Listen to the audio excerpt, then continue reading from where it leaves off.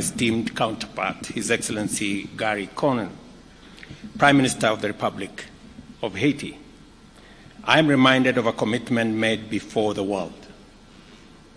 Last year, at the United Nations General Assembly, I pledged that Kenya would lead the international response to Haiti's urgent call for support in restoring safety and security for the Haitian people. I urged then the UN General Assembly to establish a framework to enable this vital mission to be undertaken. On 2nd of October last year, that framework was realized when the Security Council authorized the deployment of the multinational security support mission to Haiti. Kenya immediately answered this call. On 24th June this year, I had the honor of flagging of the first contingent of Kenyan officers, followed by a second deployment shortly thereafter, bringing the current total deployment to nearly 400 security officers. Already, this mission is showing positive results, restoring hope, and providing a glimpse of stability that lies ahead. Our meeting today marks a significant step as we reaffirm our commitment to peace, progress, and partnership. I am pleased to announce that an additional 600 Kenyan police officers are completing their pre-deployment training and will be ready for duty next month.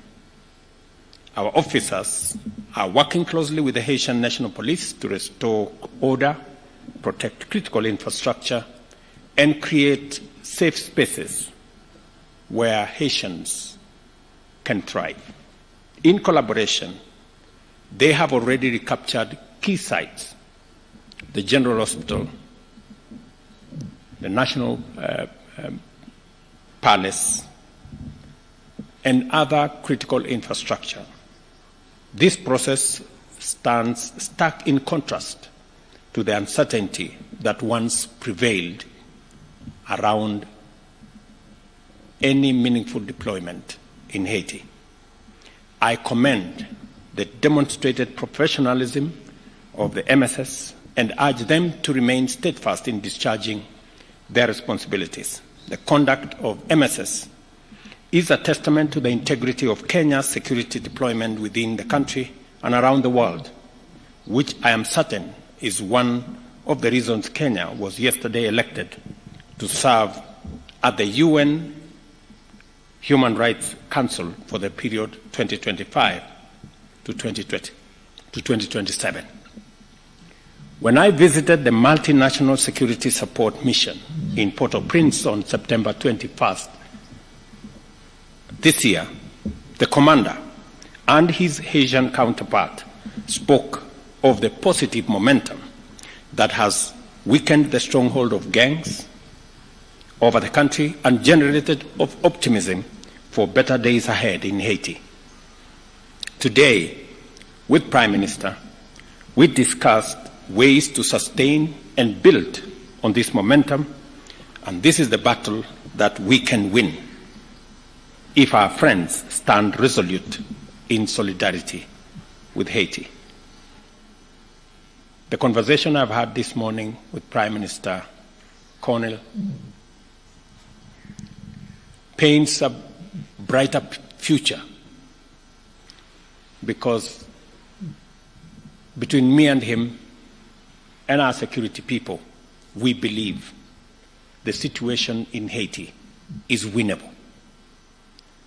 And we are asking the international community to match their commitment, their pledges, with the necessary action for us to be able to complete the task ahead of us. Kenya and Haiti, therefore, stand united in calling on the international community to urgently rally behind this mission. And the operation word here is urgently. We have a window of success that is evident from the operations that have been carried out already. And without wasting time, when resources are made available, there will be demonstrable progress on securing critical infrastructure, critical spaces for people to return to their homes. I must congratulate the President of El Salvador, who a few days ago signed into this program and is providing critical support. I will be speaking to him later for us to build a bigger collaboration with Bahamas, CARICOM, Canada, and of course the US in driving this multinational security support mission towards the intended mission that we all set out to achieve. The adoption by the UN Security Council of Resolution 2751 on 30th September 2024, extending the term of the multinational security support mission by another 1 year, signals strong global support. But however, words and pledges must be merged by concrete action. We therefore strongly implore our global partners to accelerate their contribution to the personnel, logistics, and financial resources necessary to sustain, expand, and complete this mission. Beyond security, we have also identified areas for collaboration in trade, tourism, cultural exchange, and to achieve lasting change, we must invest in economic growth and social connectivity. This is why Prime Minister Cornell and I discussed concrete steps to enhance trade and boost investment between our two nations. We envision a future where Kenya and Haiti, as well as the larger Caribbean region, are linked not only by shared values of democracy and rule of law, but also by dynamic economic exchanges to create jobs, spur innovation, and uplift communities. As we work together, we reaffirm our commitment to multilateralism as a powerful force for good. However, we recognize that global governance structures must evolve to reflect today's realities. Our shared challenges, from climate change to food security, demand institutions that are resilient, responsive, and equitable. Kenya and Haiti believe in the need for reform that realigns our institutions to serve the needs of all nations, ensuring a more just and sustainable world. In this spirit, we also champion the strengthening of ties between the Africa Union and the Caribbean community, regarded as the sixth region of Africa. By forging these alliances, we seek to enhance South-South cooperation and build a more interconnected, prosperous, and resilient global community. In closing, Mr. Prime Minister, I extend my gratitude to you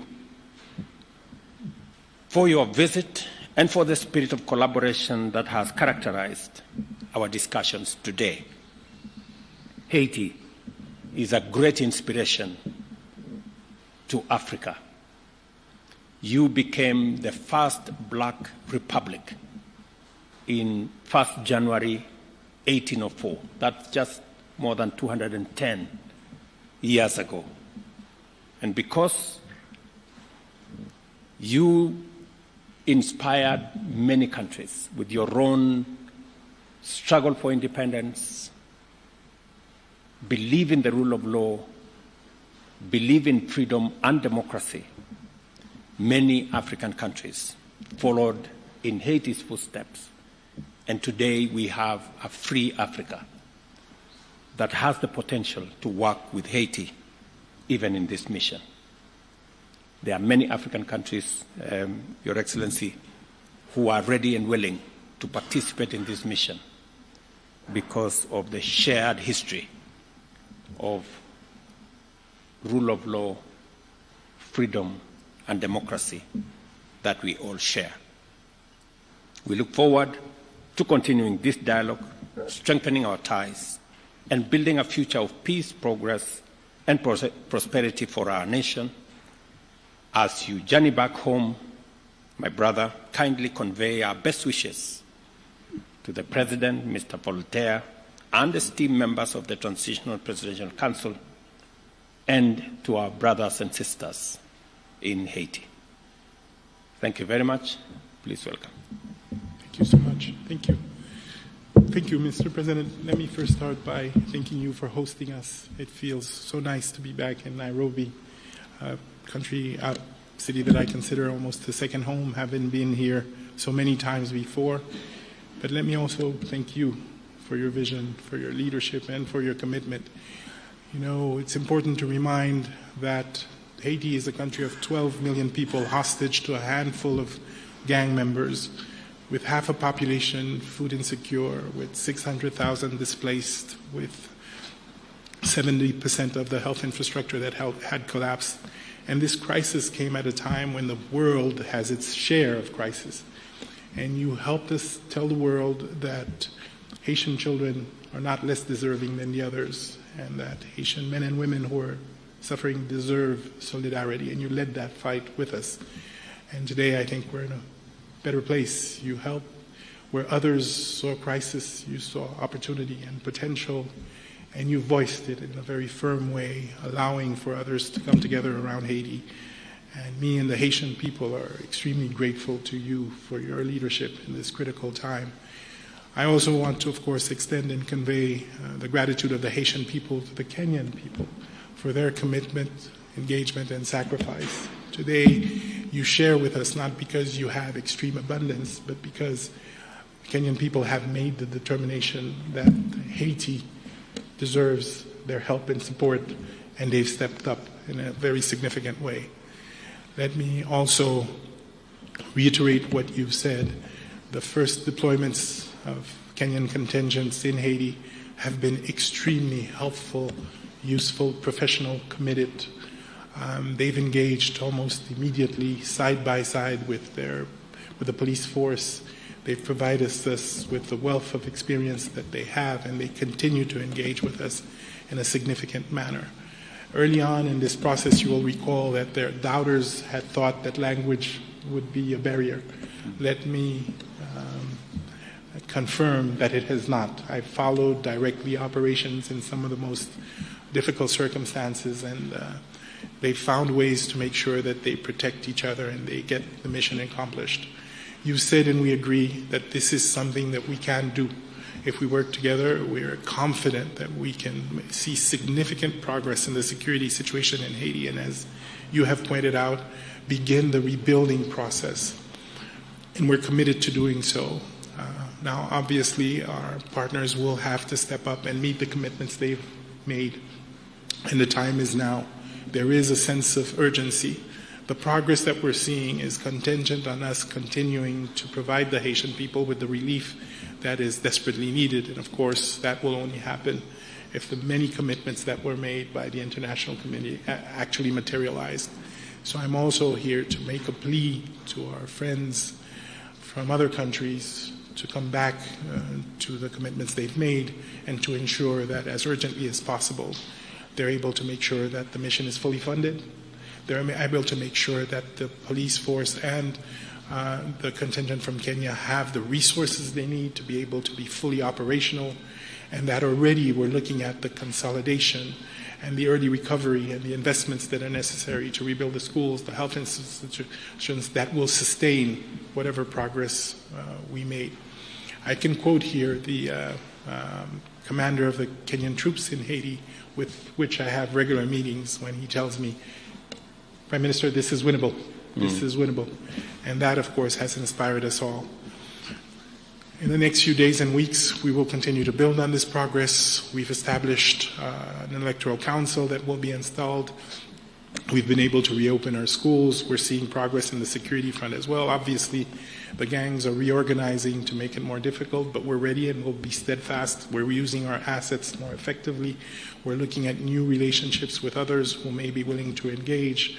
We're going to see how we provide a more integrated approach solution, which would include disarmament, which would include better communication, which will include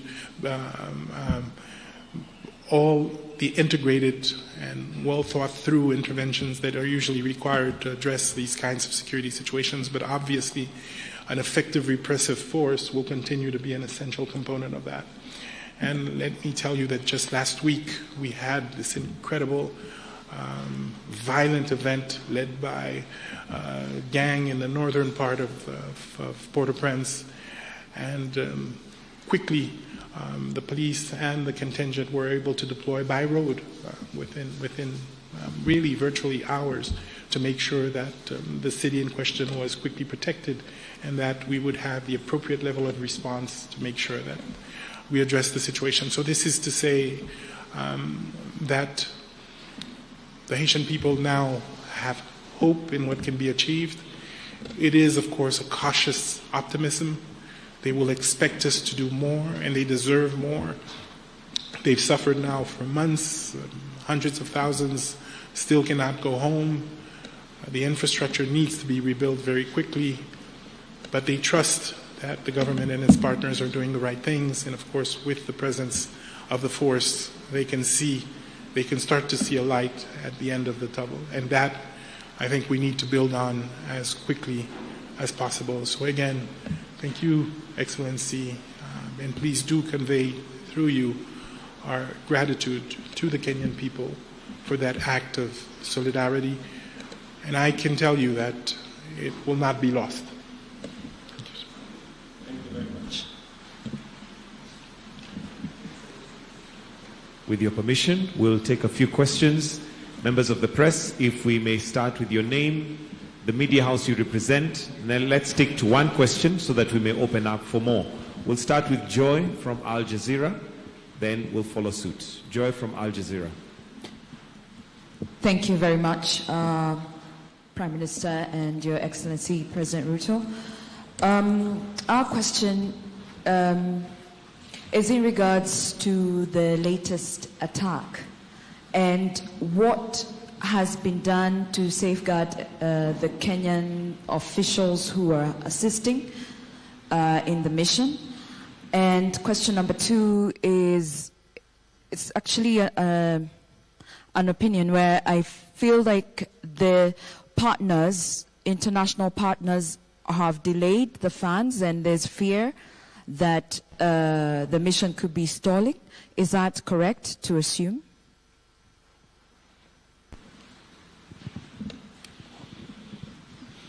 I think I'll allow, okay, do we take another question? Okay. Thank you very much, Rose Buchanan from AFP. So alongside the 600 further officers, will Kenya or members of the international community be supplying additional or improved equipment for the force already present in Haiti?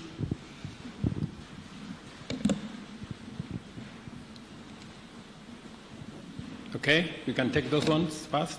Or thank you very much. I think I will allow Prime Minister to respond to the first question because he has the latest information on the attack that, and as you've heard him speak to it, the response was the fastest that could have been assembled in a long time. As we talk, both the Haitian police, who are doing a wonderful job, alongside our multinational security support mission of officers from Kenya, are already in that region. I'm informed that it's a region 2 hours drive from Port-au-Prince, a region that for a very long time has been held hostage by criminals and gangs. But today we have a foothold and a footprint of both the Asian police and the Kenyan contingent in that place. As to your question as to what is being done, I think everything is being done to make sure that we minimize casualties of both our security men and civilians, even as we deal with the criminals. And on the question from FP on what additional is being done. Prime Minister just came out of UAE, who have committed to support this mission. El Salvador, as I told you, on the 3rd, which is just a week ago, also signed in to provide capabilities for the support for the multinational security mission.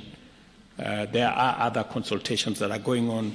Additional equipment have been provided. Additional air support has been provided thanks to Prime Minister's goodwill and coordination. So there is a lot more that is happening. Yes, we can do more, and the partners need to step up. That is correct. We have commitments that have been made by our global partners, and it is my position, alongside that of Prime Minister here, that every partner should, this is the moment to step up, and this is the moment to provide that critical support for us to be able to undertake the exercise at hand. Prime Minister. Thank you, Mr. President. I think you've covered it extremely well.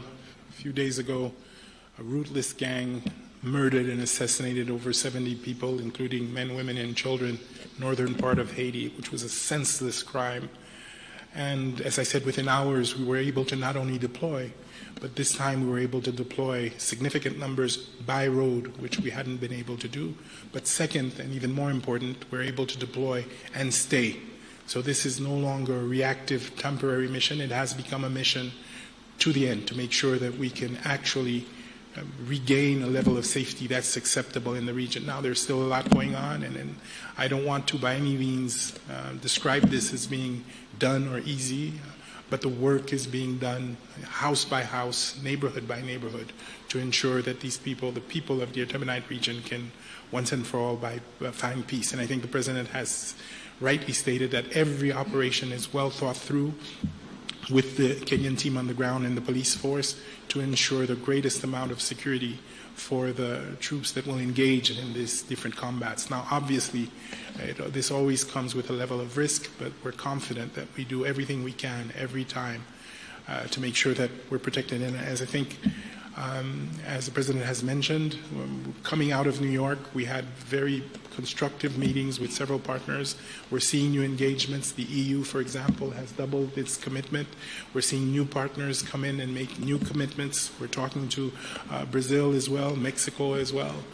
As was stated, Salvador has recently, on the 3rd of October, recommitted. But you're right, we would like to see a quicker response. We would like to see more commitment, and we're going to continue to push for it. Okay. We can take a bunch of 2 more questions, then after that we can wind up to the questions. All right, my name is Nick Mudimba from CGTN Africa, China Global Television Network. The first question is, what's the situation with the motivation of the Kenyan police units in terms of their payments? Reports coming in from Haiti say they haven't been paid yet. And of course, they have families back at home depending on them. And of course, they're looking forward for their people to come back home. Second question, redeployment training. What have the current officers learned in Haiti that are actually instilling the same ideologies, survival tactics to the current ones yet to travel to Haiti? And also, which units are these that are actually joining the others in Haiti? Thank you. Your Excellencies, my name is Melita Oletenges for Citizen TV.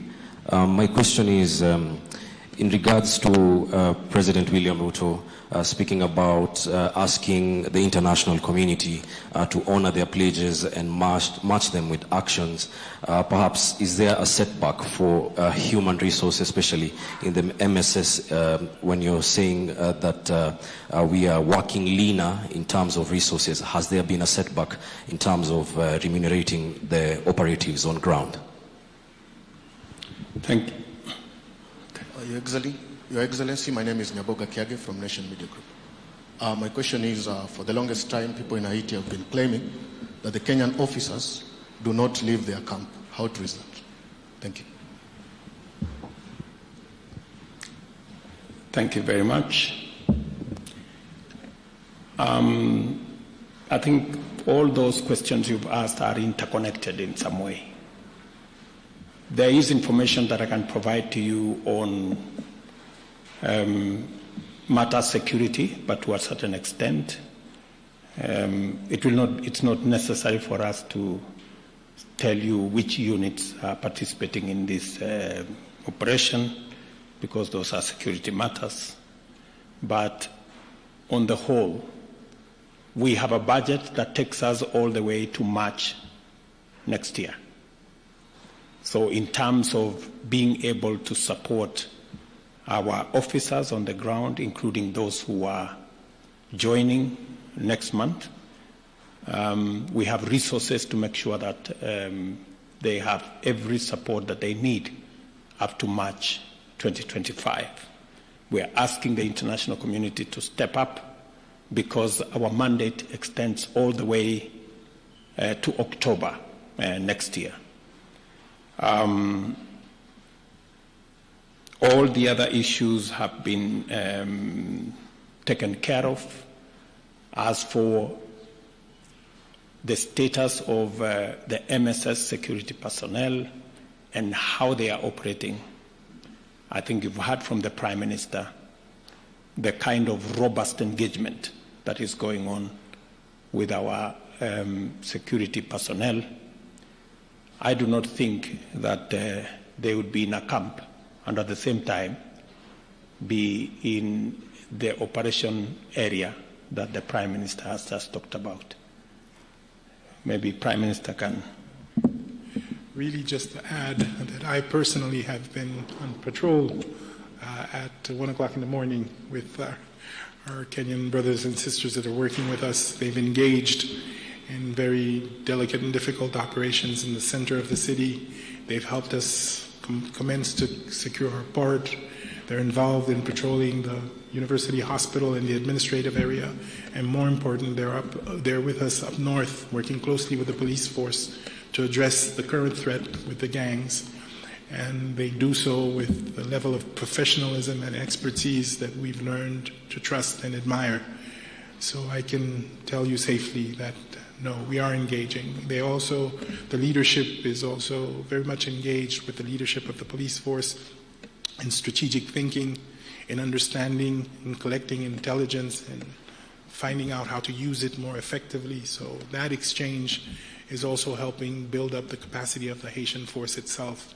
So let me be very clear. The presence of the two contingents that we have now have been extremely, extremely helpful in helping us make the progress that we are seeing now.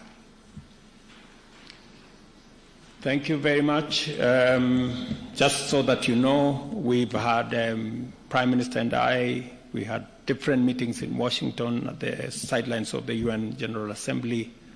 I had engagement with Secretary Blinken, and they have also committed to provide more capabilities in terms of transport and other facilities that would help us move forward. I must commend Prime Minister that 11 days ago, schools were opened in Haiti after a very long time. That's an act of courage, and we intend to provide support and ask the international community to come along with us, because there will be requirements for rebuilding some of the schools, rebuilding some of the hospitals and other facilities for the people of Haiti to begin to regain normalcy in their lives. And that additional support, aside from the security personnel and the stability and peace that we are pursuing, will be necessary to carry the community along with the social infrastructure that will help stabilize the country, create hope, and move people to the next level. So otherwise, thank you very much, and thank you for coming for the press conference. Asante sana. Thank you, Excellencies. That brings us to the end of this press briefing. We shall allow the Excellencies to retreat as we'll be guided on our next steps from here.